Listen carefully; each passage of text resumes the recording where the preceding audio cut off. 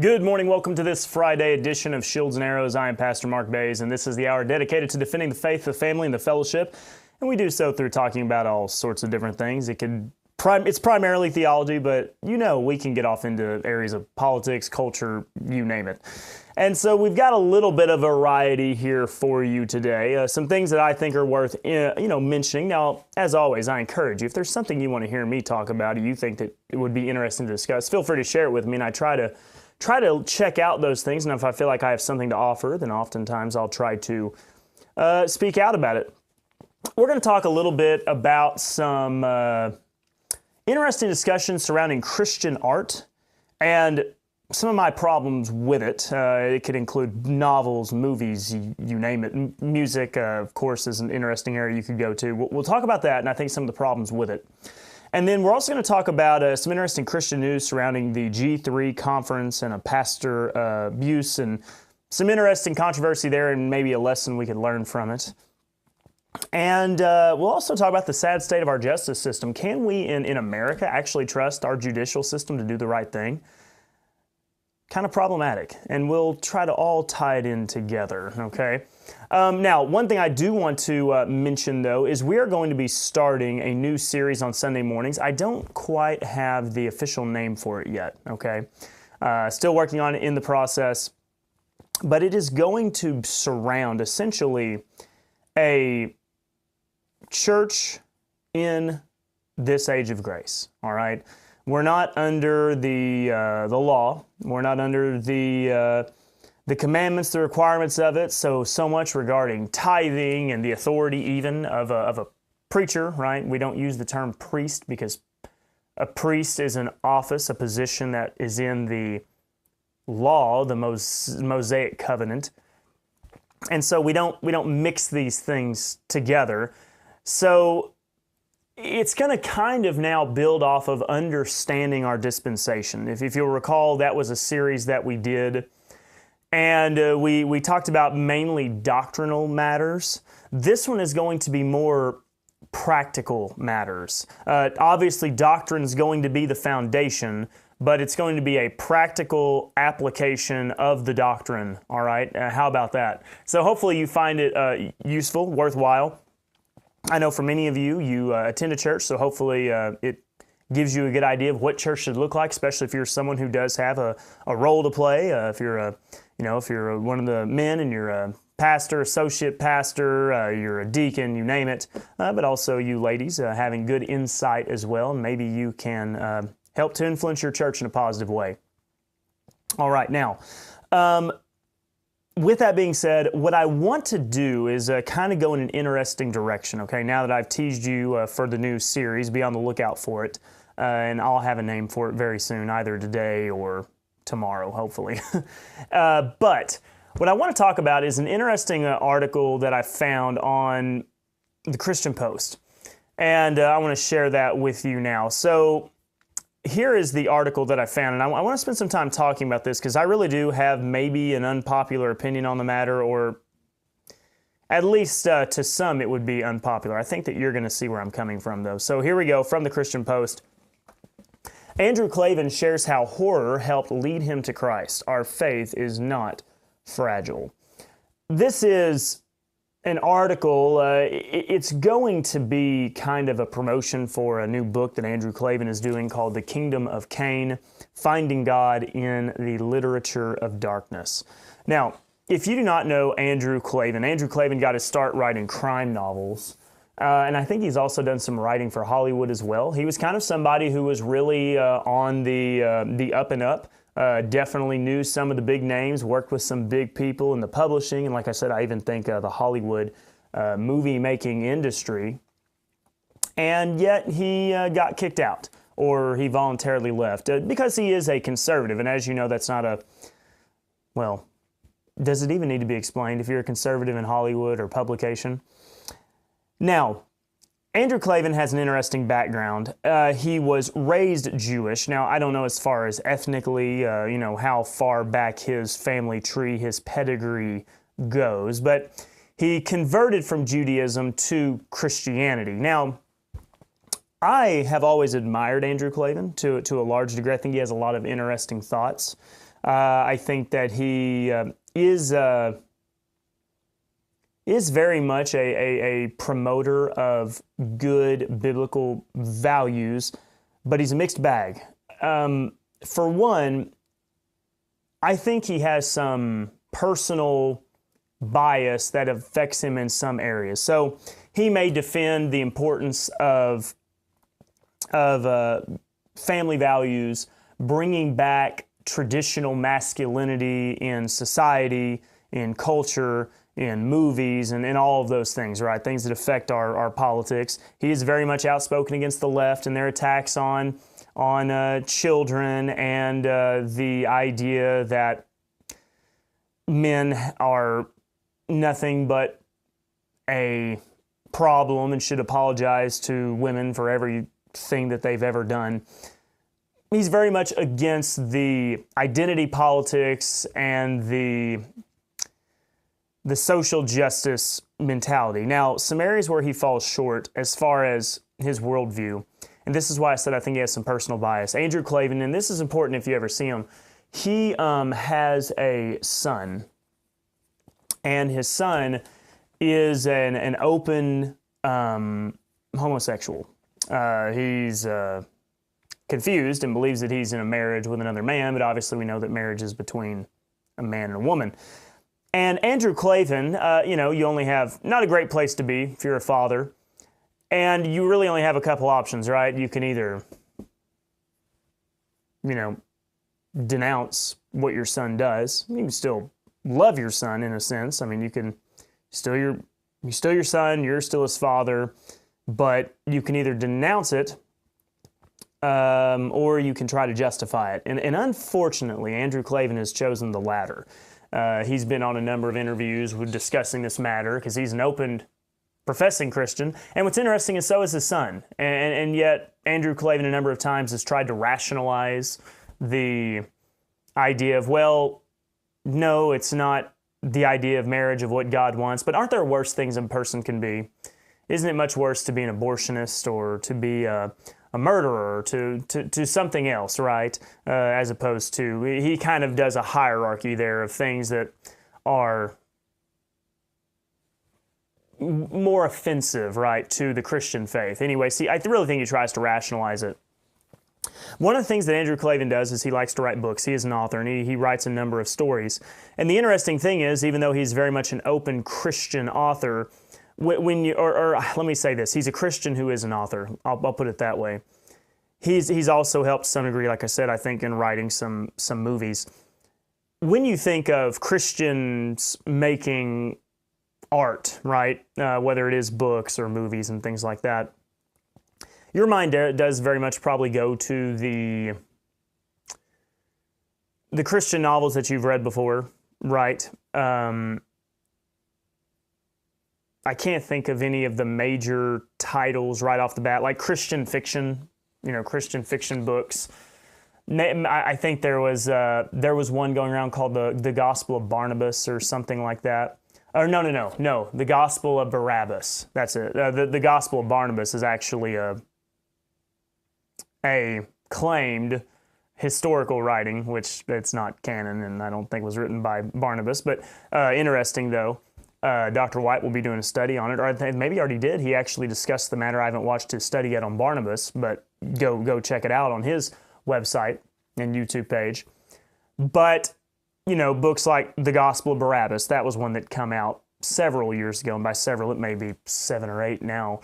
But there's also other ones. This Present Darkness is a series of books that is interesting. Kind of a fun read, but also it could really mess up your theology. We talked about it before, but it's a Christian author, a pastor, I believe, actually wrote it, and it's a fiction story and everything.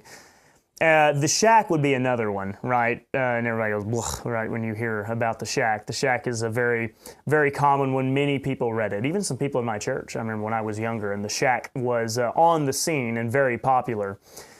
So you typically think of that. For the most part, it is... if a book can have a rating, it'd be G-rated, very, very clean, and avoids foul language and more grotesque content. But that's not how Klavan operates. Klavan is much more, less. I'm trying to even think the right way. There is swearing, there is drugs, alcohol, as well as mature content, I guess I'll use that term, in a lot of his work. And really the point of this article is to discuss his approach and his idea behind Christian art. And we're going to get to a point that I want to make. I just want you to follow along with me for a moment. So here's what Klavan says. When I was 19 years old, I was an agnostic. I read Crime and Punishment by Dostoevsky. I think I pronounced that correctly. I've heard of him. It's one of those names you say really fast so nobody catches you. There is no planet on which this cannot be evil. That moment forced me onto the road toward God, the 7-year-old author said in a recent interview with the Christian Post. For decades, Klavan, an award-winning crime novelist and screenwriter, has built his career exploring crime, corruption, and human depravity through fiction. But with The Kingdom of Cain, he goes deeper, using real-life murders, including the biblical tale of Cain and Abel, to explore how art rooted in darkness can still lead toward divine truth and help Christians uncover the mind of Christ. And this is his point. Hey, if we're going to tell real stories, we got to be honest. We got to talk about the real world. And it is interesting, sometimes Christianity, churches, pastors want to pretend like those things don't exist, that the evils, the perversions, the depravities are not real, so they never address the matter. And Klavan does take more of the mentality, no, we need to actually talk about these things, and he uses his books, his writings, his works in order to do that. There is maybe a place for it to some degree, but here's where I would say this is where I'm going to take issue, what he has to say right here.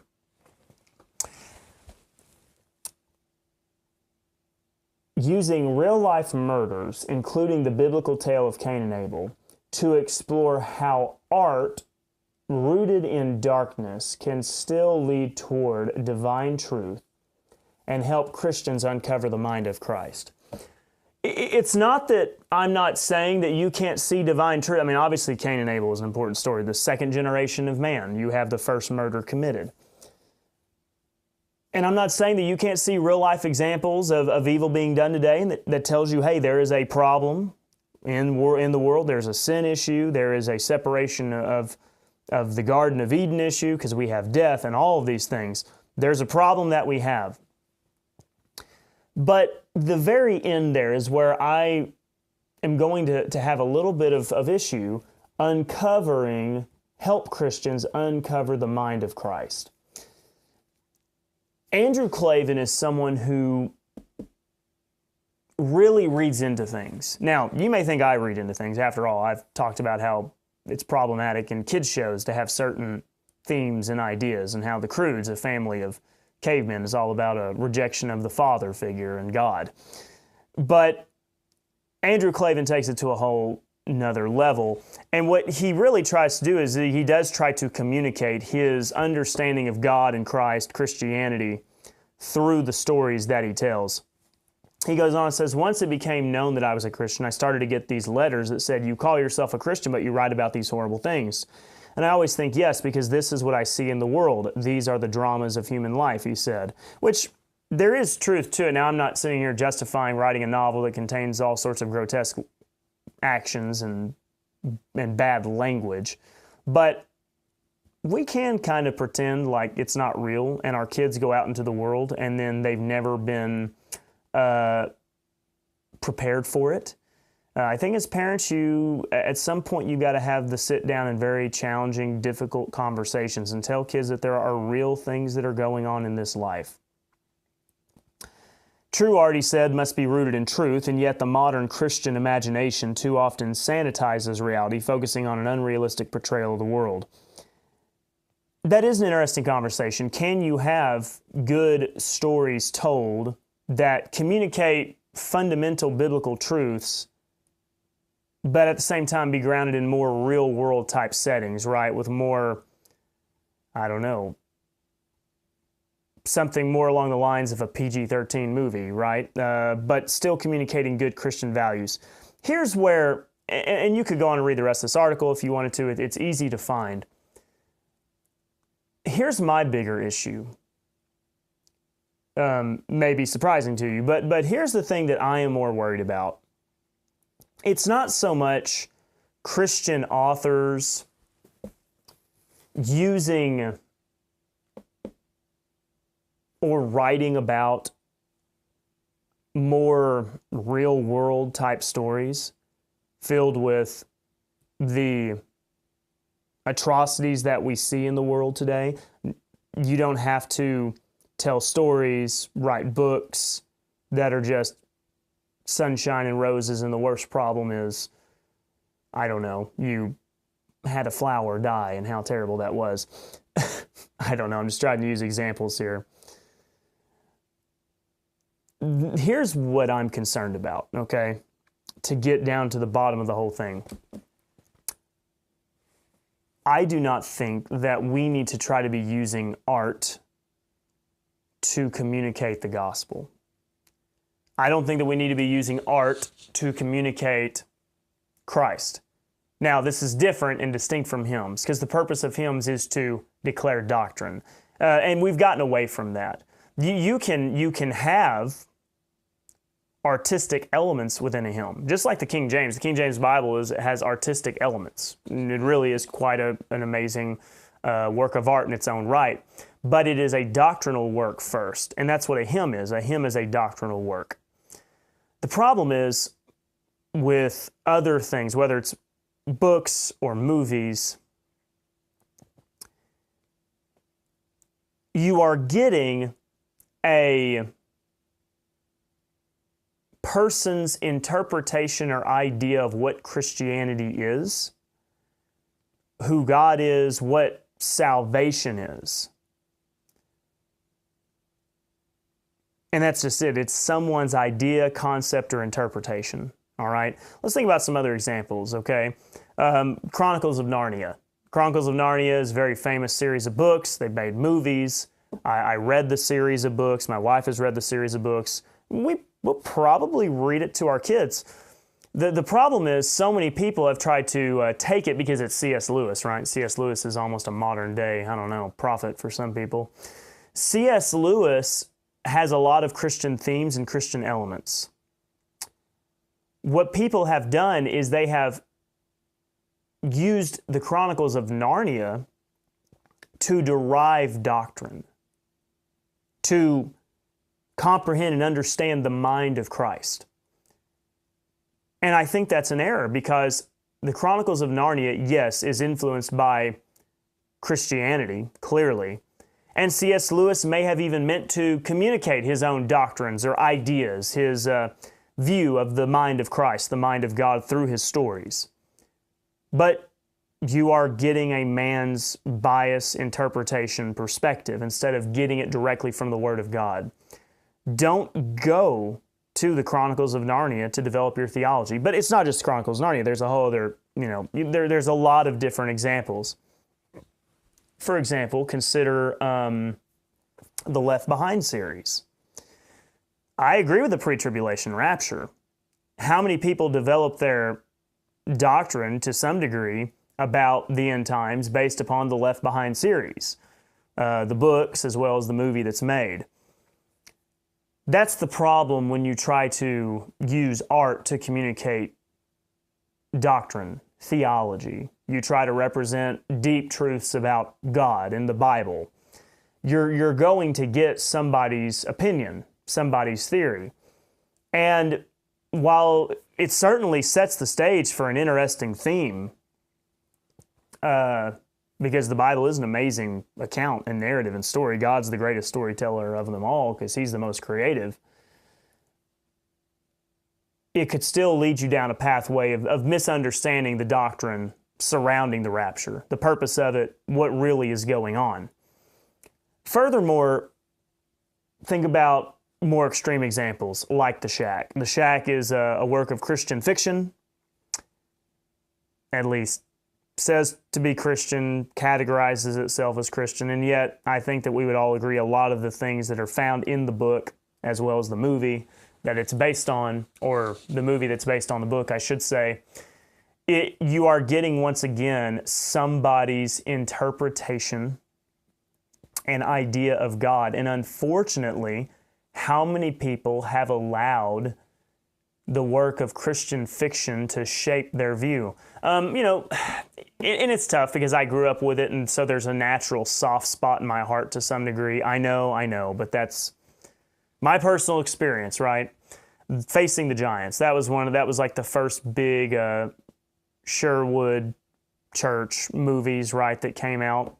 And I like sports, and I think the whole idea, of a sports team facing the undefeated reigning state champion and winning the game, like all that's really fun and exciting. But how many people did maybe let that movie be a basis for a theology that, hey, if I just get right with God, He's going to work everything out, right? And then I'll get the truck, my family problems will go away, and my team will win the state championship.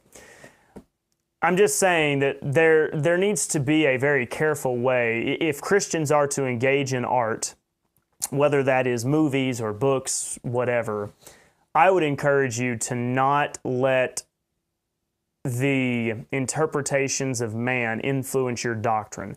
So what's the best way to do it, right? Because I want there to be Christian artists. I mean, I think it would be great to have Christians writing novels, because I don't see anything wrong with reading a fiction book. I think those are great. I think a great thing for children is to read, right? It's good for you as well. I read a lot of fiction when I was younger. And so what's the best way to do it? I don't think that as a Christian you really need to make yourself insert a doctrinal statement or thesis into your work, okay? I think we're much better off leaving the doctrine to the Word of God itself. What I would recommend, let me give a slight exception. If you are trying to maybe do a children's book, I know like the Terrence McLean, like his wife, she's wrote some children's books. And I would give an exception to those because the point is there's a lesson behind it. I can see a place for that, especially if the doctrine is good. Because children do kind of need to have it is good for them to have a real vivid picture in their mind of these things, and you can do good with those. I think the issue is when people start trying to develop their theology and their systematic theology around it. I would recommend keeping it much more simple, all right? You ready? You know what I think is a good example of Christian values, biblical principles being presented in a entertainment format that doesn't cause an interpretation or a forcing of theology that could lead to somebody to some bad doctrine. Okay, ready? Here you go. Here's my take on it. I think Gunsmoke serves as a good example. Now you may say, how can you say that? After all, they go to the saloon, Kitty owns the saloon, and there's all sorts of speculation about Kitty's profession to the extent of her job and whatnot. I don't have to go into any more detail. Not talking about Dr. Campbell with us today, but Kitty on the show. Why is Gunsmoke a good example? Gunsmoke is a good example because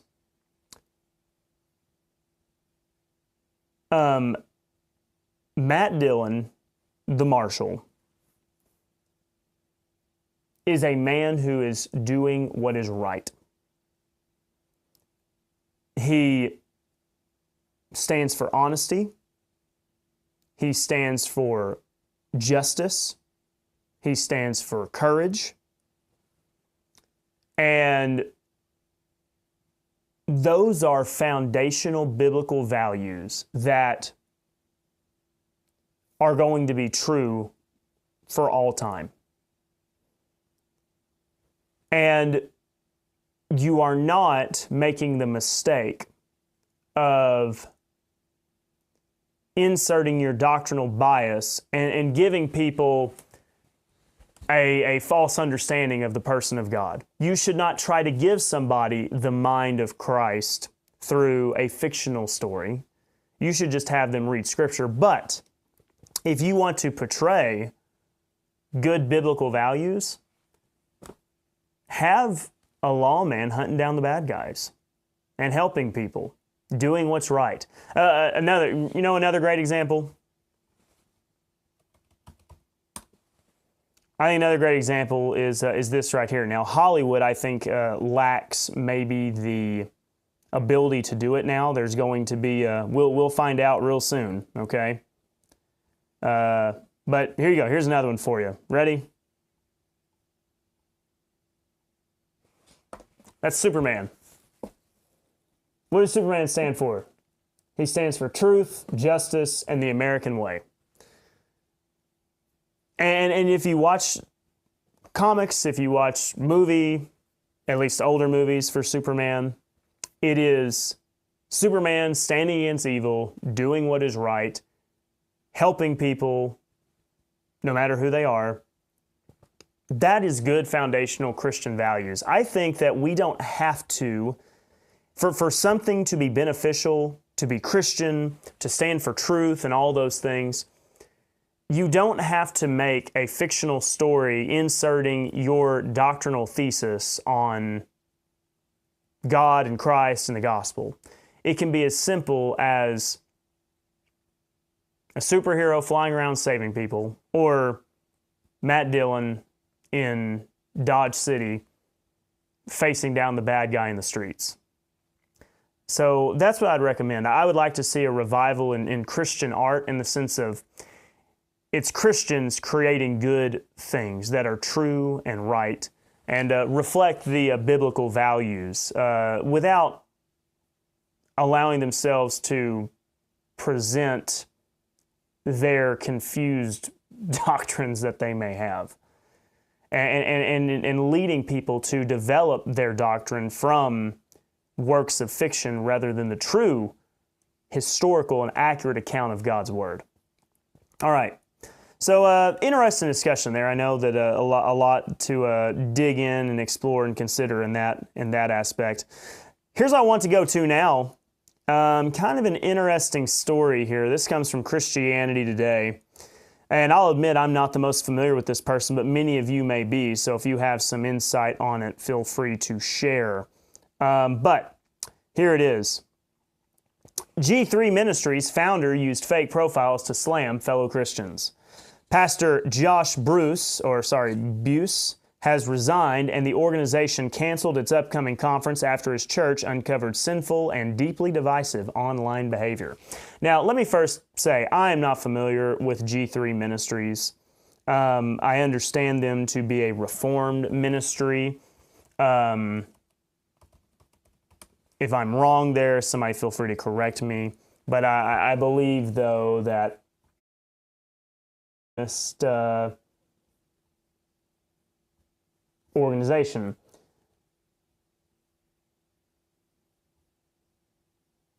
They're, let's see here. I'm trying to see if I can get a clear statement on like their website. And if you have anything to offer about G3 Ministries, be sure to let me know. But I just wanted to kind of be clear on the matter where they're coming from. I think so. I think that they kind of used to. They at one time were. At least the pastor was a Southern Baptist pastor, but they split from the SBC. They have been very outspoken on conservative values, But I once again, I do think that they're leaning into the Reformed theology position. I don't know. It's kind of hard to find anything particular about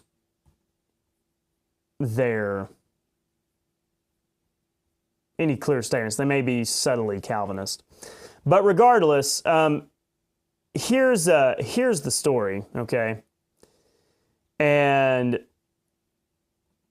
let's read through it. And I know there's an interesting comment down there from Rick that I'm going to have to get to in a minute.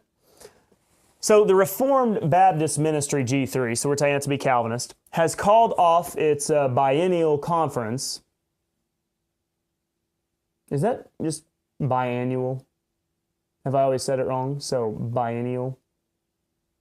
Anyways, after reporting that its president, Josh Baze, ran multiple anonymous online accounts to insult fellow Christian leaders.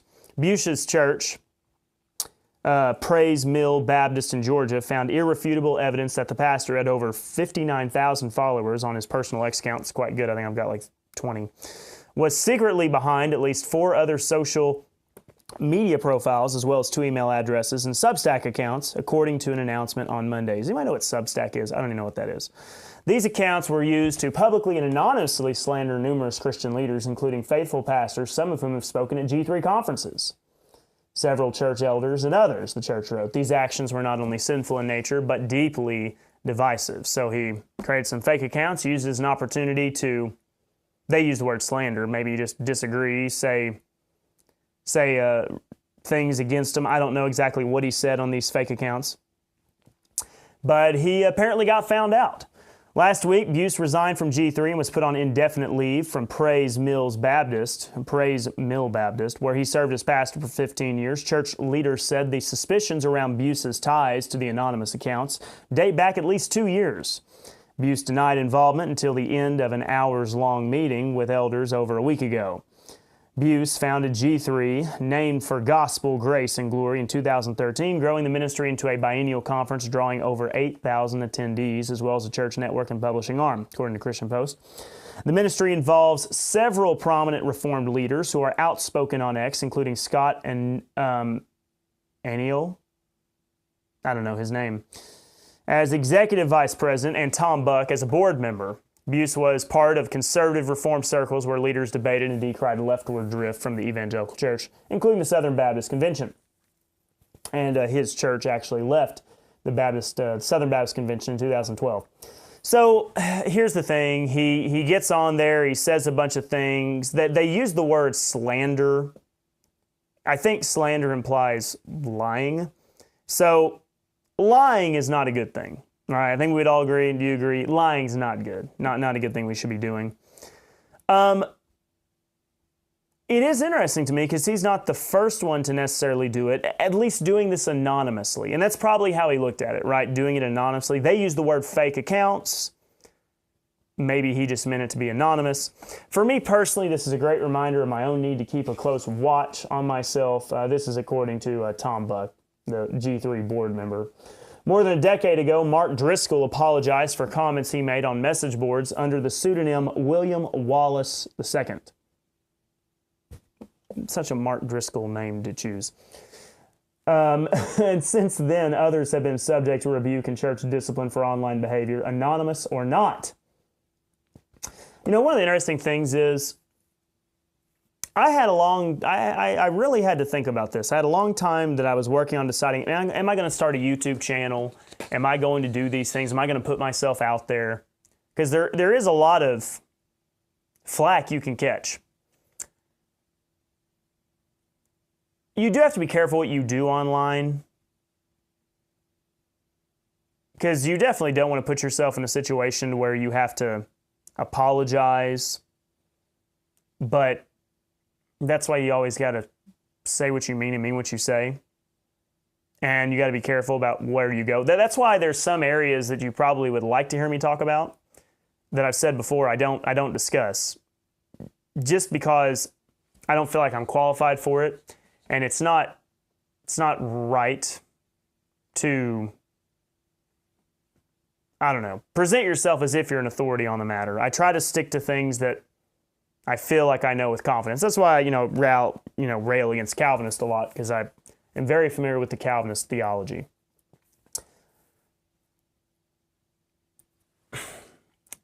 So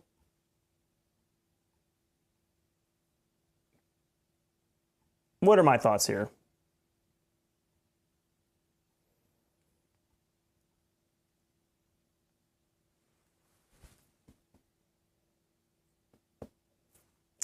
Mean what you say,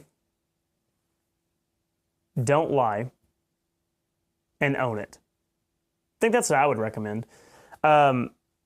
If you're going to be online and be critical of other pastors and ministries, right? If you're guilty, raise your hand. Just own it. Why would you feel the need to have a fake account or an anonymous account? If you're just, and you know, the whole idea of, well, I don't want them to know who I am for my own security reasons, right? I don't want the internet knowing everything. People, the internet knows who you are. If you have a cell phone number, if you have a Facebook, you have a YouTube account, people, you're already online, okay? Somebody already knows where you live. They know what your email is. They know probably where you work at, okay? The days of complete privacy, if you have engaged in any internet activity at all, somebody knows something about you, okay? Do you think you get to do all this for free? That you just get to cruise the internet for free? Everything costs something. And the big thing that it costs here is your privacy, right? You just don't have privacy. So there's no point in an anonymous account. Just own it. So that's what I do. My YouTube name is Mark Baze, okay? My X account is Mark Baze. My ministry name even is Mark Baze Ministries. And I didn't do it to be, because I think my name's all that important. It's just, it's my name. It's what I have. It's one thing somebody can't take from me. There's a ton of other neat names you could do for ministries and things like that. I mean, even Shields and Arrows. I don't even technically have this trademarked yet, so it could be stolen from me, and I'll have to change this to something else.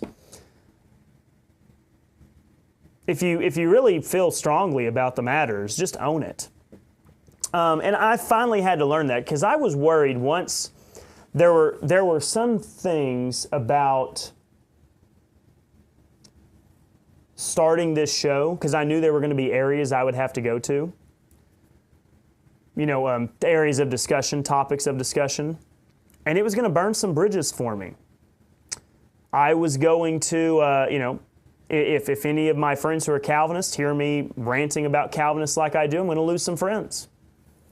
If they hear me defending dispensationalism and right division, I'm going to be the odd man out, and I am the odd man out anytime that there's a gathering from old times, right? People that I've known before regarding theology, and people I've known from college that I still see occasionally, things like that.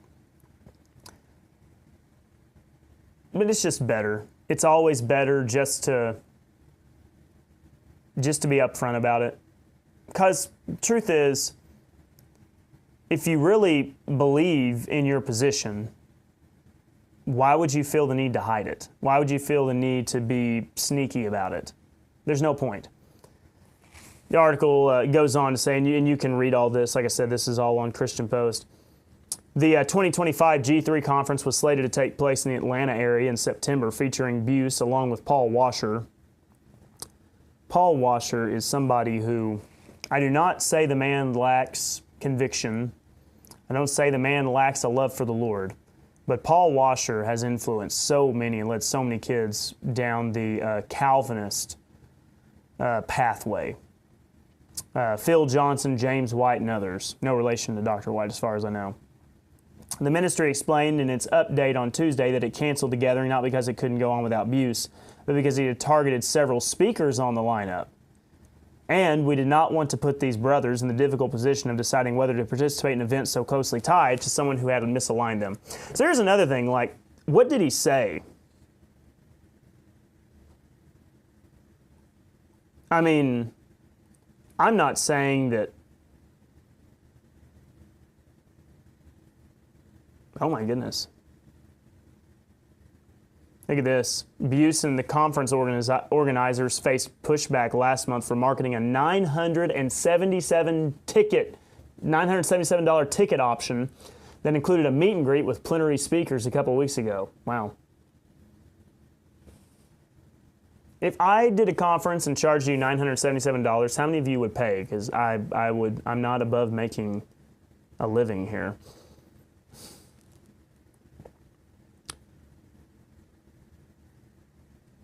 I really do want to know, what did he say that was so slanderous? Because here's the thing. I guess maybe it's just because my time on the internet, or maybe my coaches during my life, or my mom and dad setting me straight. I don't know, but somebody would have to say something pretty ugly to me, or about me, I guess, for me to not be willing. I'll go and speak anywhere. I really feel, if you want to share the gospel, stand for sound doctrine. This might kind of sound kind of crazy, but if they wanted me to come speak at the temple in Utah, if they'll pay my way and feed me, I'm game. I'm going to come tell them that they're wrong. I'm going to tell them about the gospel of grace, Paul's unique ministry, and I'm going to tell them that Joseph Smith was not right in his claims of receiving divine revelation, but I'll go. I'll come speak. I don't care. Some Calvinist preacher has bad things to say about me. If he invites me to come speak at the church, even if it's to refute me afterwards, I'll go. Is there going to be food? If there's food, I'm going. Okay, it doesn't matter. I don't know. How bad is it? What did he say about him? Outside of somebody slandering my family, I don't know. They could accuse me of a lot of stuff. I'll be more than happy to come speak. Say I'm a heretic teaching a false gospel. Invite me to come speak at your conference, because I'm going to plead my case. I don't know. Maybe I'm just not as upset about those things, or maybe I would enjoy the opportunity. Maybe the conflict, the confrontation is part of the fun. So I don't know. He said some things, slanderous things, so they're saying, hurt some people's feelings, so they're saying, and now he's done. The whole conference is done. Okay. Well, that's the interesting things going on in Christian news. Let's talk about news abroad. Do we really have much of a justice system at all? Does our justice system really see to it that justice is served both to the offenders and the victims? Beaten pro-lifer says Baltimore is dragging its feet, bringing him justice. This was an older gentleman who was beaten outside of a Baltimore Planned Parenthood. It says an elderly pro-life man, coming from the Daily Wire here, was brutally beaten outside of a Baltimore Planned Parenthood, says he'll keep fighting until his attacker is behind bars, even though the city is dragging its feet, bringing him justice. Nearly 2 years ago, Mark Crosby, 75, was beaten alongside 86-year-old Richard Schaefer as they stood outside Planned Parenthood and urged women not to get abortions. Patrick Bryce, their 28-year-old attacker, a 28-year-old attacking men in their 70s and 80s. How pathetic is that? Go pick a fight with somebody who can actually defend themselves, you coward. He is set to be retried at the end of the month after he dodged a first-degree assault charge in March while being convicted of lesser assault charges. They want us to get hurt again, so we go away. But I'm not going away until this guy goes to jail, Crosby told the Daily Wire. I'm so prepared, I'm ready for battle, ready to win. What's amazing is here's this guy. They're trying to get the attacker on charges somehow. And you can see, sorry for kind of the bloody picture there, but there it is. I don't want you to, I don't know. I think it's important that you see the reality. We have people who have been charged and arrested and jailed for praying. Okay? And asking people not to get abortions. Seems like it was pretty speedy, the arm of justice, to get those people, whatever justice that is, and yet we have 28-year-olds attacking Elderly men, just because you're elderly doesn't mean you're not capable, but elderly men, I don't know what to say. Baltimore, that's pretty sad. So, but that's not the only story. Here's another one for you, also from Daily Wire. Illegal immigrant teen gets off easy after killing Colorado woman in high-speed crash. So this illegal immigrant, juvenile, was driving around 90 miles an hour in a residential area, and he slammed into Caitlin Weaver. He was 15 years old in Aurora, Colorado. Where have we heard of Aurora, Colorado before? You might remember. Is that Aurora, Colorado? Is that familiar to you? Received probation and community service as part of a plea deal. So probation and a community service as part of a plea deal with prosecutors after he killed 24-year-old Caitlin Weaver last July by plowing a Jeep into the side of her vehicle. After initially promising to pursue the maximum sentence of 2 years,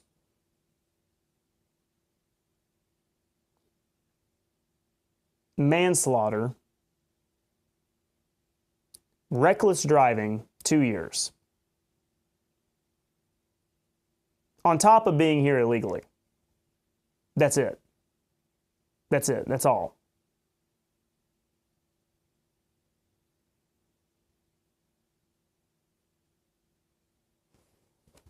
Once again, how can we have a society? How can we have a society in which there is no justice being served? Because in order for there to be justice, it takes both. The guilty party needs to receive their punishment, their sentencing, but also the other side of justice is the victims need justice. A plea deal, community service, probation for an illegal immigrant driving 90 miles an hour. And you may say, well, at 15 years old, put him away for 15 years and let him think about it. Or better yet, deport him. These are frustrating times. And don't forget, all right? Don't forget how wrong our justice system is so much of the time, okay? It really is. How disorderly it is. And maybe if we would have harsher punishment for killing people and beating up people, maybe it wouldn't happen so much. This is not a complicated idea. If you want to discourage certain behavior in your children, there needs to be consequences and repercussions. If your children are acting out, there needs to be a whooping or there needs to be a grounding depending on the circumstances and the age. And even then, I don't know, I got whipped till I was pretty old. How are we ever going to get society in order like it needs to be if we're not actually carrying out justice? I don't know. Very frustrating to me. Don't forget that, okay? Sometimes it's easy for us to get distracted, sidetracked, and we forget about some of the most core issues. Some of the most core issues is just, hey, maybe we really need to have a system in place in which people are greatly discouraged from committing serious crimes. And what's more frustrating is we treat crimes that are less severe with, for example, okay, there are federal crimes concerning like firearms, all right? If you violate a federal crime with a firearm, it's just automatic, like 10 years in prison, okay? Can't remember what the fine is, hundreds of thousands of dollars. I mean, just instantly. If you have a rifle, the legal limit is 16 inches on the barrel. If it's 15.9, that's 10 years in federal prison. Yet you can go 90 miles an hour in a residential area, kill a woman, and you get probation and community service. Somebody help me understand like how that makes sense.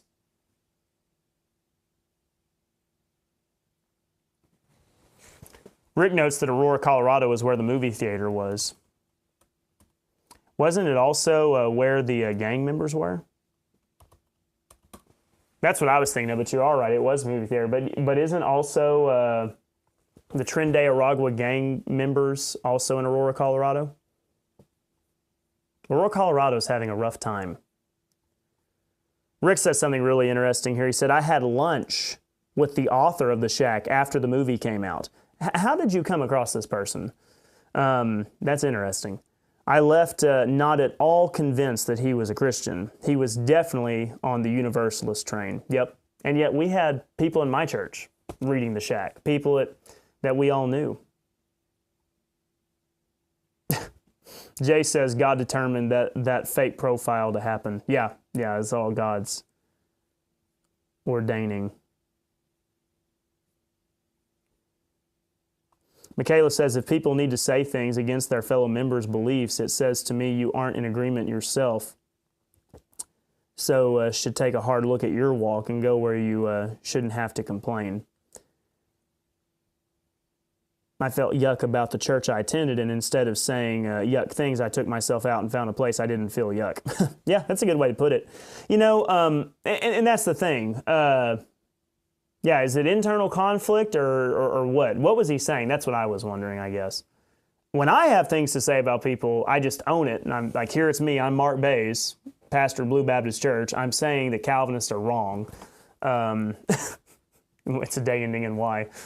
But it's because I have a genuine doctrinal disagreement. Quit reading yourself in all the passages of Scripture. You're not the true Israel. Rick says I'd pay, but there would have to be a lot of more barbecue. Yeah. On my offer to go anywhere.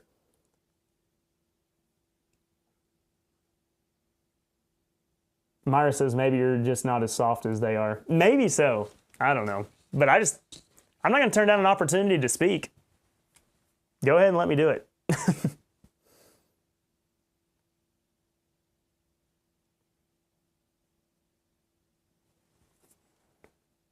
You knew a producer from the movie. Wow. Rick, I didn't realize you knew so many people. I mean, you know me now, and you know producer from The Shack and the author of the book. Amazing. All right, well, everybody, thank you so much for joining us today. We'll be back next week, but we'll also be going live on Sunday, back to our normal schedule. I will be starting a new series Sunday morning, but we'll also continue our Last Days series. We're almost done with Revelation. We're in Revelation chapter 19. Thank you all so much for watching. Your support is always appreciated. Your prayers are always appreciated. Thank you for being a part of the whole thing. It's always a great source of encouragement to me to know that there's others out there who care about this stuff. If there's a topic you want to see me dive into, please feel free to reach out to me, send me an email, send me a text, whatever it is. Thank you all so much. Have a good weekend.